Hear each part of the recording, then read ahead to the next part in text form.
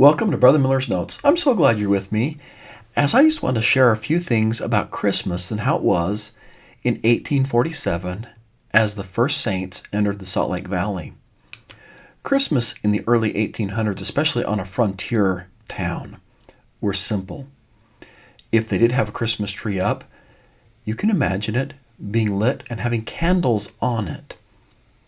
And a lot of times there's pictures I see of these simple celebrations, and often there'll be a bucket off to the side in a picture, or you'll have Dad standing by the door with a pitcher or bucket of water, just in case one of those candles caught the Christmas tree on fire. In 1847, the saints had just arrived in the Salt Lake Valley. When they arrived, they spent most of their time planting crops, harvesting crops, and building their log cabins. Quite a few of the saints started the winter off in a cabin with a roof that leaked. The cabin's floors were of dirt. Mary Jane Mount Tanner related, "We had no floor but the ground, but we were thankful for a roof."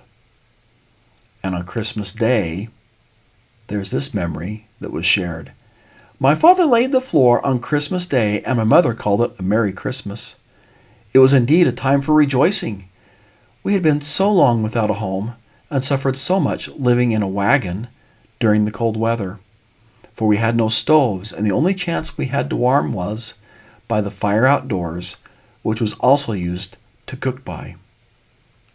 Parley B. Pratt's memory of the Christmas of 1847, he said nearly every house leaked during the first winter, and umbrellas, which were such a luxury as an umbrella was owned, were frequently in demand to shelter those engaged in cooking. One pioneer family spent part of the day rigging a canvas cover to keep the muddy drips coming out of the sod roof off the baby cradle. There wasn't a lot of food in 1847 in the Salt Lake Valley. Rebecca Ritter wrote, "Christmas came and the children were hungry. I had bought a peck of wheat across the plains and hid it under a pile of wood. I thought I'd cook a handful of wheat for the baby. Then I thought how we would need the wheat for seed in the spring, so I left it alone." And as I read about the first Christmas in the Salt Lake Valley, there's a sense of incredible gratitude among the saints. Eliza R. Snow wrote about a small afternoon lunch party at Lorenzo Young's home. Quote, "After a splendid dinner, at which we freely and sociably partook of the good things of the earth, Father John Smith blessed the babe of brother and sister Lorenzo Young. I served as a scribe."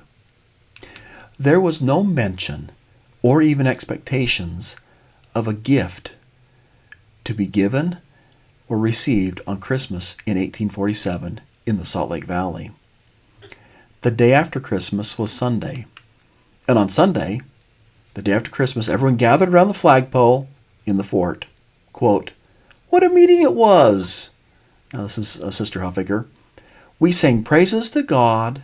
We all joined in the opening prayer, and the speaking all that day will always be remembered. They were words of thanksgiving and cheer. Not an unkind word was uttered. The people were hopeful and buoyant because of the great faith in the work they were undertaking. After the meeting, there was handshaking all around. Some wept with joy. When the evening came, the saints gathered around a sagebrush fire. As the flames leapt upward, the group sang the song that took them across the plains. 'Come, come ye saints.' We're aware of those lyrics. Come, come ye saints. No toil or labor fear, but with joy wend your way. Though hard to you this journey may appear, grace shall be as your day. 'Tis better far for us to strive, from useless cares from us to drive. Do this and joy, your hearts will swell. All is well, all is well." Sydney Elizabeth Huffaker was a child then, and her reminiscence for the rest of her life was simply this: "In the sense of perfect peace and goodwill, I have never had a happier Christmas in all my life."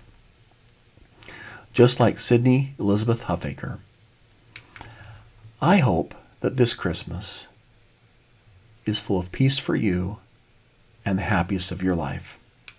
Merry Christmas from me and my family. Have a lovely day. Keep smiling.